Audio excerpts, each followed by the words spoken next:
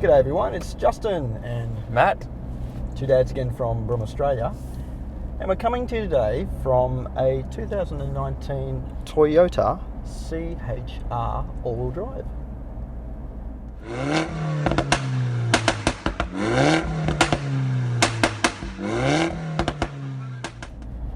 Now mate, I thought we'd have a look at the sort of city fun SUV from Toyota, the C-HR. Do you know what C-HR actually stands for? No idea. Well, apparently it stands for Coupe or Coupe High Rider. Okay, that Right. You've just taught me something new for today. And I think from Toyota's point of view, they have designed this car because they want it to have the, they say, the best aspects of a hatchback, a coupe or a coupe, and an SUV. All three into one. Okay. Yeah. Interesting concept. Yeah, so it's sort of like a small city SUV. I think, equivalent to maybe like a Mazda CX-3 or something like that. It's Toyota's version of that. Yeah. Mechanically, it's a 1.2 litre four-cylinder turbo. Puts out 85 kilowatts at 5,200 to 5,600 RPM. 185 newton meters at 1,500 to 4,000 RPM. It weighs about 1,460 kilos in all-wheel drive mode. Takes 95 octane unleaded. 6.5 litres per 100 kilometres combined fuel consumption.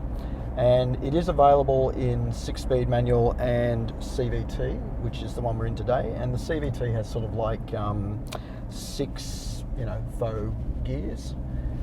So you can get it in front-wheel drive or all-wheel drive. And there's two sort of versions in terms of spec. There's a standard one, which we're in today, and there's one called the Coupe, which is like the top of the range one with leather and all that kind of stuff.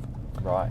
Price-wise, the standard manual, standard manual C-HR starts off at about $26,990 list price for a manual. Goes all the way up to I think $35,290 for a CVT all-wheel drive Coupe. But the one we're in today is the all-wheel drive standard car, which has a list price of $30,990. Now, mate, you've had a drive of the car. Mm-hmm. Give us your driving impressions. What do you think? Okay, well, when I first turned up to our meeting point and I saw the colour, which is obviously not to do with the driving itself, but the colour, wow. It stands out. It really stands out. What do you call it? A cheeseburger? Yeah, McDonald's cheeseburger cheese. Which is not an offence to the colour because I really like cheeseburgers. Okay. So getting in the car, the first thing I noticed was the ergonomics. They were good, well designed. The switch gear, good. Even I put the heater on because it's pretty cold outside. So I maxed it out and it warmed up really well. But the switches have a nice feel to it. It looks like everything's done to fit into that design philosophy, which you've now told me about. So it's sort of making sense from that approach. Yeah. Which is good. I think it's designed for like a younger target audience, this car. Yeah, definitely. Like even to the point, look above your head, you've got those these little funny like cutouts up there. Yeah. There's interesting design elements, and they did stand out when I jumped in as well, which is cool, sort of a bit funky. So yeah, I could see that sort of younger crowd, maybe not had a kid yet, but maybe heading towards that sort of part of life. Yeah, carrying the friends around and stuff like that. Yeah. So the design of it is very bold. Yeah. Put the colour aside, the design elements are bold. It does stand out. And I've seen this car in the white and the blue, and actually looks pretty cool. Yeah, it's been out for a while. I think 2017 it came to Australia.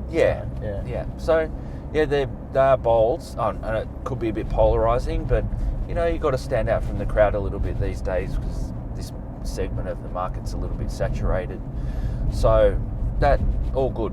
In regards to the driving position, because we're setting up a little bit higher, it's also good. Forward visibility is is pretty good. The A-pillars aren't too chunky, which is good. The back, though, the C-pillar,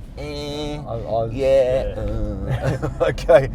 There's a big blind spot on the left-hand side, which, it does stand out, but that is pretty obvious with the way that the car's designed. When you're sitting in the back, it is, as you forewarned me, it is a little bit claustrophobic. Yeah. And I felt that as soon as I closed the door, because it basically, your peripheral vision is zero because you've got the pillar right there. Yeah. So, yeah.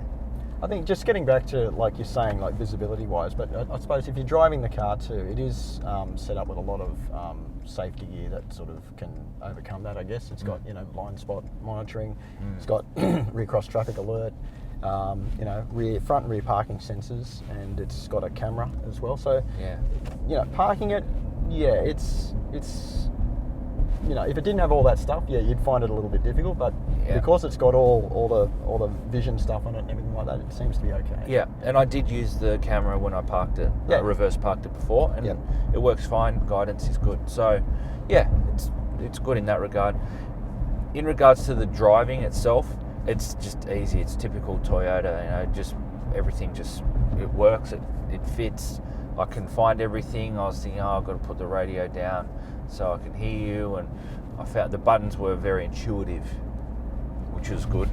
I had it in normal driving mode, and one thing which you pointed out earlier as well is there's no sport button, there's no driving mode button. You've got to go through the dashboard to actually activate sport mode. So, When we were driving earlier, I thought the car felt a little bit lethargic. Yeah. But you put in sport mode, it's okay. It is. Yeah. It's definitely more than acceptable, especially around the city. Yeah. And especially if it's 6.9 litres per 100. I know that's probably combined, but it's actually the engine is suitable. Yeah. So I like that. The steering is good. It's got enough feel. I'm sure it's electric steering.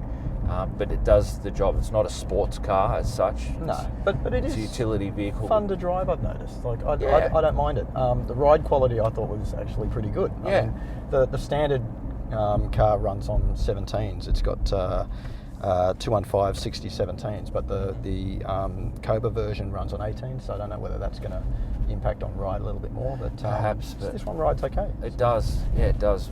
It really does. And now, mate, from a fun and family-friendly aspect of it, I mean, you mentioned about the rear seats. There's no vents in the back for the kids, and it's a little bit claustrophobic. There. I noticed in the back the boot is actually fairly shallow too, but I noticed it's got a 60-40 split. But if you put the seats down, it actually is quite long as it goes into the cabin, which is pretty good that way. Yeah. So, but I think you can get racks and all sorts of things if you wanted to put on it. And all that. So, it's not too bad that way. But, I'd guess be flexible. You wouldn't want to go on a long journey with 2 kids in the back and then a boot full. Yeah, it's certainly not for that. 2 on the outside would be fine. But the middle, so. Yeah, and that claustrophobic aspect if you've got that issue. Yeah. So I think you definitely want to consider this if you're looking for that sort of fun city car that's also a little bit, it's got a bit of a nice design edge to it as well. Yep. Because it's higher off the ground as well, clearance wise, easy over speed humps, easy, and I think the size of the overall car is good. Yep. It's not too big. It comes pretty well equipped, I guess. Compared to some of the other competitors, maybe like CX-3 and Hyundai Kona and stuff like that. It is a little bit pricey, I suppose, but you do get a fair amount in it. Like you've got this 6.1-inch touchscreen which has nav built in. Look, there's no Apple CarPlay, Android Auto though, but you do get what Toyota deemed to be their sort of app, Toyota Link app, which sort of gives you a like finding petrol stations, all that kind of stuff, and so that's not too bad. Okay. Yeah. Now, The other thing that you can get on one of these is a hell of a lot of customization. Oh, I really? had a look on the Toyota website, and the amount of alloys, the amount of body attachments and interior, exterior, and all that stuff. There's a lot you can actually customise this car, which is good. I mean, it's designed for that audience, I suppose. So Yeah. you can do that. So Well, that's good. Yeah. It's definitely a good thing. yeah, which is good. Now, X Factor. That probably leads into that. What do you think? Is it something that you would, when you park it, you'd look back or check your reflection out when you're driving and all that? In the right specification, if you can customise it to your individual taste, Yeah. I think it's got a lot of potential. Yeah. I think it's got a lot of potential to do that for the individual's taste, because it does have that funky design element. If it's a coupe, it's got a bit of a sporty look to it. So It does stand out. Yeah. Yeah, it definitely does stand out. So it's different. Yeah, I think it stands out maybe slightly for not my ultimate intention in this colour. Not your taste. Yeah. Yeah, I probably wouldn't order it in this colour. It's definitely bold and probably too bold for me. Okay.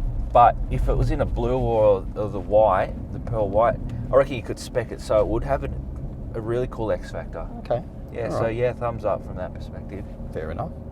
Now, mate, it comes with a Toyota's just up to a 5-year unlimited care warranty, which is really good. So Yeah.